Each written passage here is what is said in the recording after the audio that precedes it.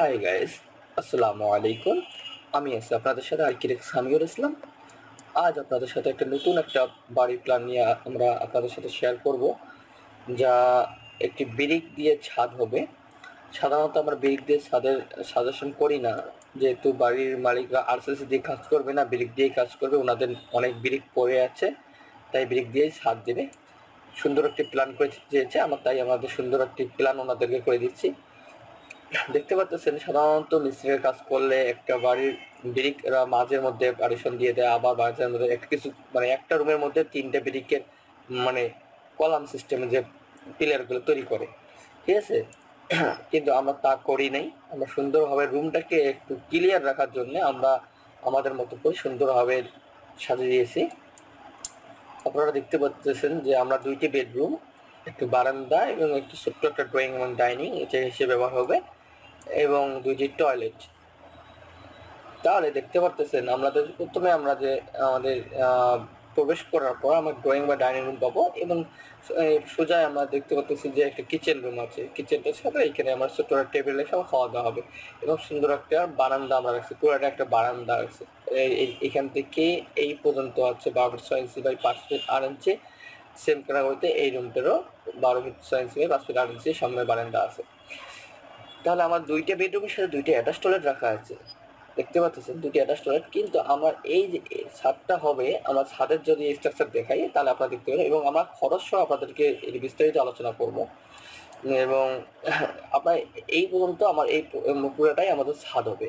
আর এই অতিরিক্ত যে জায়গাটা আছে, এই অতিরিক্ত জায়গাটা আমাদের একটা 7 ফিট পর্যন্ত একটা ছাদ হওয়ার পর, ফল ছাদ হওয়ার পর এই রুমটার সাথে ডাইরেক্ট কানেকশন থাকবে। যেহেতু একতলা বাড়ি, আমাদের এই জায়গাটা ওনাদের জায়গা সামনের দিকে আর মাত্র 5-6 ফিট ক্লিয়ার আছে। আর হ্যাঁ, এদিকে আমার অনেক লম্বা আরও জায়গা আছে, পরিত্যক্ত জায়গা, বাগান বাড়ি আছে, সুপারি বাগান। জায়গাটা যেহেতু লম্বা, এরকম করে বাসাটা প্ল্যানটা করবে। তাহলে দেখতে পাচ্ছেন আমরা যে বাড়ি প্ল্যানটা করলাম, এই বাড়ি প্ল্যানটা 42 ফিট 9 ইঞ্চি সামনে 18 ফিট গেছে, জায়গা চলে গেছে।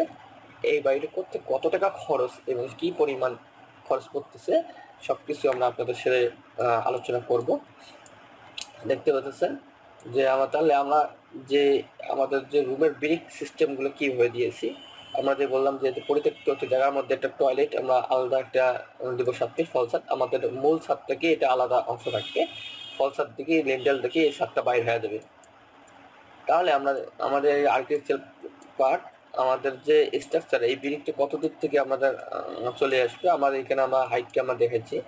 প্রথমে আমরা 3 ইঞ্চি একটা সিসি ঢালাই দেওয়াইছি, তারপরে আমাদের আবার 3 ইঞ্চি একটা 30 ইঞ্চি গাঁথনি, 30 ইঞ্চি 3 ইঞ্চি 30 ইঞ্চি পর 25 আবার 6 ইঞ্চি হাইট এটা হাইট বোঝাচ্ছে। আর এটা আমাদের আমাদের যে দৈর্ঘ্য প্রস্থটা হিসেবে সেটা 25 ইঞ্চি, তারপরে 20 ইঞ্চি 6 ইঞ্চি, আবার 15 ইঞ্চি 6 ইঞ্চি, তারপরে আবার 10 ইঞ্চি 2 ফিট আসবে। তারপরে যে ড্যাম প্রুফ যে ঢালাইটা হবে সেটা 2 ইঞ্চি ঢালাই হবে। তারপরে আমাদের 5 ফিট যে ওয়ালটা আসবে সেটা 7 ফিট পর্যন্ত লিন্টেল হবে, এখান থেকে 7 পর্যন্ত, এখানে 10 ফিট পুরো 7 পর্যন্ত 10 ফিট। এই এসে আমাদের টোটাল 14 ফিট। মানে মাটির থেকে আপনার যে ইজিএল থেকে, এই যে ইজিএল আমাদের এই ইজিএল থেকে আমাদের কমপক্ষে আরও কত ফিট যাচ্ছে, 2 ফিট আমরা চলে যাচ্ছে নিচে, 2 ফিট নিচে যাচ্ছে। 30 থেকে আসবে 3 ইঞ্চি সিসি ঢালাই পর 30 25 20 15, তারপরে 10 আসবে। তারপর ড্যাম প্রুফ ঢালাই দেওয়ার পর বাকি যত আপনার প্রত্যেকটা বিল্ডিংয়ে যে সেম ক্যাটাগরি সেকশন আমরা দেখাইছি, যে সেকশন সেম ক্যাটাগরিতে সেকশনটা আমরা দেখাইছি।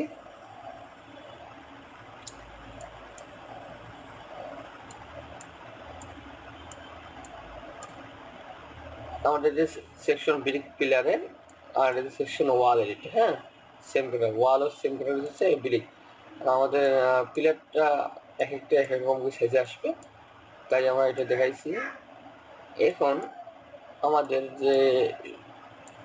যে লেআউটটা আমরা দেখেছি, এবং আমাদের এখানে যে বিমটা হবে ছাদের, যে বিমটা আমাদের কনসিল বিম আমরা রেখেছি।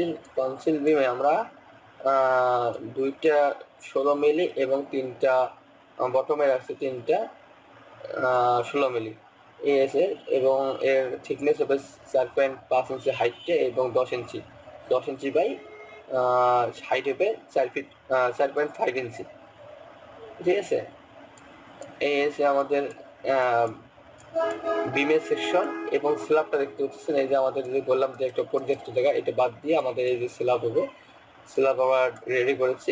এখানে একটা ফলসা দেবো। আমাদের 8 মিলি রড দিয়ে আমরা এটা স্ল্যাব ঢালাই দিয়ে দেবো।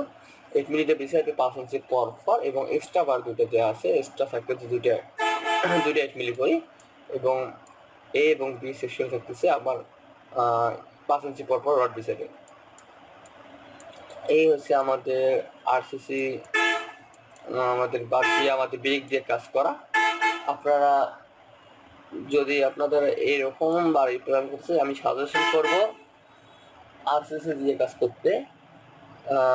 আপনারা যদি আরসিসি দিয়ে কাজ করেন তাহলে খরচ কত পড়বে এবং ব্রিক দিয়ে করলে খরচ কত পড়বে, আমরা ওনাদেরকে পার্থক্যটা বুঝেছি, তারপরও ওনারা ব্রিক দিয়েই কাজ করবে। আরসিসি দিয়ে কাজ করলে আপনার খরচ কমপক্ষে হয়তো সর্বোচ্চ 8 থেকে 9 লাখ টাকা পড়তো, কিন্তু এনাদের এই ব্রিক দিয়ে কাজ করার পরও আপনার 7 লাখ টাকা চলে যাচ্ছে। তো কোনো দিক দিয়ে ওনারা মানে আরসিসি কাজ আর ব্রিক দিয়ে কাজ আপনারা নিজেও জানেন যে কি রকম অবস্থা হয়, যে কতটা পার্থক্য। যাই হোক, আমরা ওনাদের চাহিদা অনুযায়ী আমরা করে দিয়েছি। ওনাদের এই বাড়িটা করতে কমপক্ষে হলো 7 লাখ টাকা লাগতেছে।